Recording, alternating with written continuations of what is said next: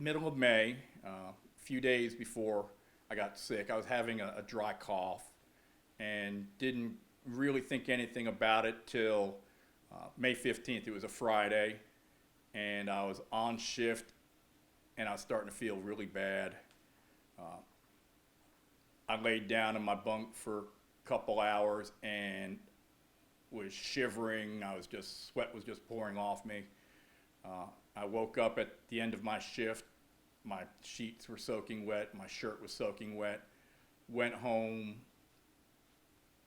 checked my temperature, and I was running a fever of 101.9. That was a Friday night. Monday, I stayed at home the weekend. Monday, I went to my doctor and had a test. That Wednesday, 2 days later, came back positive, and I went into isolation here at the house for about another 2 weeks. I was very short of breath. I was on oxygen. They had IV fluids on me. A couple days into my hospitalization, we did the convalescent plasma therapy, where I was given the plasma from a previous COVID survivor to help build the antibodies in my system to help fight the virus. That it didn't work as well as they thought, and about 6 or 7 days into my hospitalization, we went and did a regimen of the remdesivir. Prior to the remdesivir, I was on a high-flow nasal cannula where I was getting 40 liters of oxygen per minute through my nose. And I thought I was doing good. And I said, I'm feeling great, Doc. And he looked at me and says, no, you're not. And he showed me my lab values where my partial pressure of oxygen in my blood was 64. At 60, we intubate. And a normal person, it's between 85 and 100.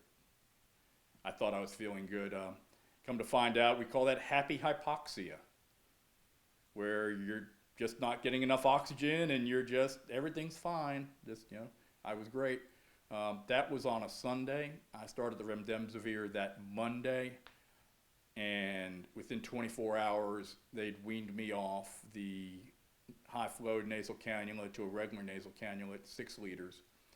And 5 doses of remdesivir later, I was breathing room air without any issues, and went home that Saturday. So I was in the hospital 13 days.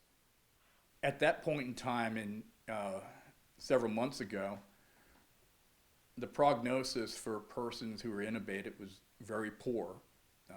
The majority of people who got intubated back in May and June that survived was less than 25%. And I knew that I was scared of knowing that prognosis. I was scared. I begged them, please don't intubate me. I was scared. I haven't told many people this, but I made my peace. Had to keep telling myself that it was going to be okay, that modern medicine is a good thing, and I was going to survive this. And I knew after the second day of the remdesivir therapy that I was going to make it. I was getting better.